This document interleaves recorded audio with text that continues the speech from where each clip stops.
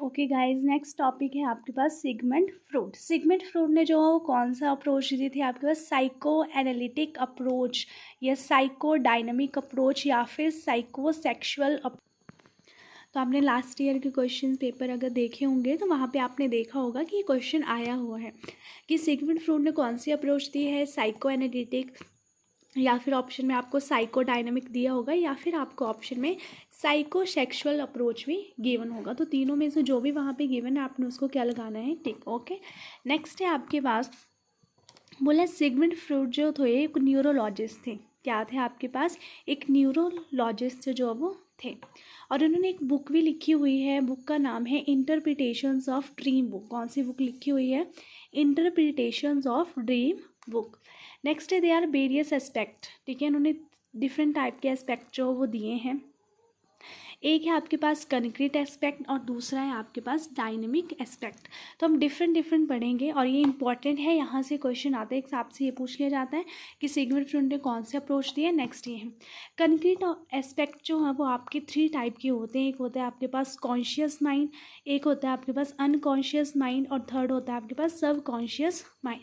तो जो बोला कॉन्शियस माइंड होता है वो 1/10% होता है आपके माइंड का। कितना होता है, 1/10%।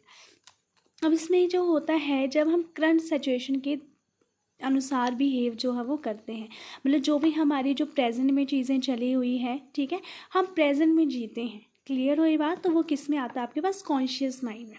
और अनकॉन्शियस जो होता है आपका वो 9/10% होता है या 90% हम बोल लें। अब इसमें अनकॉन्शियस माइंड जब आपके कुछ फुलफिलनेस डिज़ायर होते हैं, पेनफुल चीज़ें, मतलब जो आप भूल जाते हैं, ठीक है, उस टाइम आपका जो माइंड होता है वो कैसा होता है, अनकॉन्शियस जो है वो होता है। सब कॉन्शियस जो होता है वो कनेक्ट करता है दोनों को, कॉन्शियस एंड अनकॉन्शियस। तो आपसे क्वेश्चन पूछ लेते हैं, जो कॉन्शियस माइंड होता है वो प्रेजेंट जो करंट सिचुएशन के साथ रिलेटेड होता है। अनकॉन्शियस माइंड वो होता है जो आपके अनफुलफिल्ड डिज़ायर होते हैं, पेनफुल चीज़ें, ठीक है, मतलब अगर आपकी लाइफ में कुछ ट्रेजेडी हो जाती है, ठीक है, या फिर एग्ज़ाम में कई बार, तो हमारा जो माइंड होता है वो कैसा हो जाता है, बहुत ज़्यादा अनकॉन्शियस हो जाता है, हम स्टेबल ढंग से नहीं सोच पाते हैं, ठीक है। तो ये कैसा होता है आपके पास, अनकॉन्शियस माइंड। अब यहाँ से भी बहुत ज़्यादा इंपॉर्टेंट क्वेश्चंस बनते हैं आपके पास, that is dynamic aspect. Dynamic aspect को आप ऐसे याद कर सकते हो, डायनेमिक एस्पेक्ट में आपके पास आते हैं IAS। आई से आपको लर्न करना है ए से आपके पास आता है ईगो एंड उसके बाद आपके पास आता है सुपर ईगो। तो आपको डायनेमिक एस्पेक्ट 3 टाइप के होते हैं। एक होता है आपके पास id, second is ego and third one is the super ego. अब ईद जो होता है वो आपके जन्म से चलता है। कब चलता है, आपके जन्म से। ईगो जो होता है वो आपका 1.5 साल से चलता है और सुपर ईगो जो होता है वो आपका 3 साल से जो वो चलता है। तो ईद का अगर आपसे पूछें तो बर्थ पे ईगो 1.5 साल एंड आपका सुपर ईगो जो होता है वो 3 साल। अब ईद में क्या क्या चीज़ें आती है, this the most important, pleasure.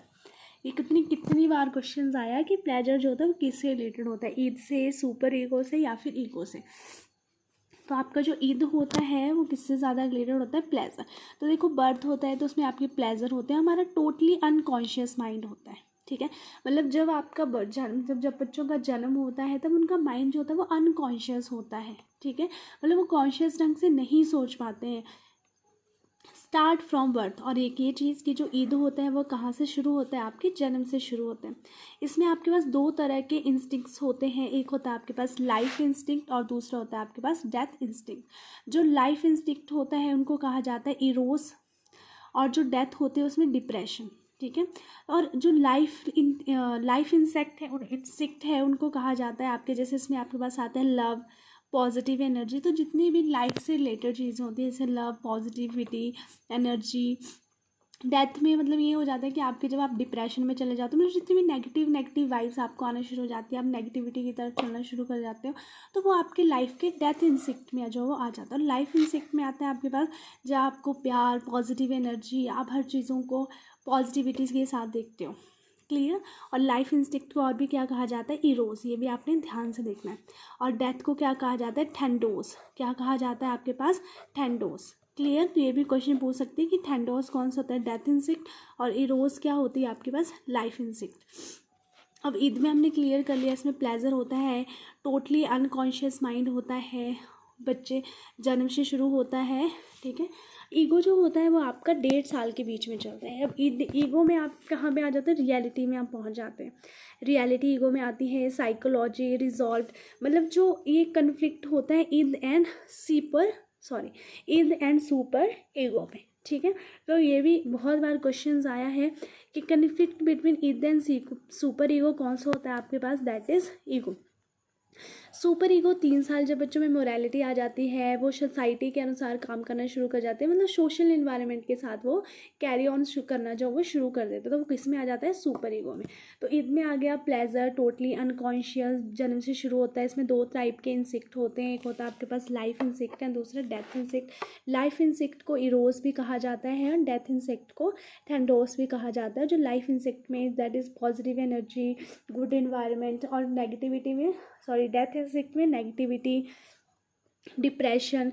Ego में आप रियलिटी के साथ कैरी करते हो, साइकोलॉजी और कन्फ्लिक्ट होता है ये किसके बीच में, ईगो एंड सुपर ईगो के बीच में। सुपर ईगो में मोरालिटी आ जाती है, सोशल एस्पेक्ट।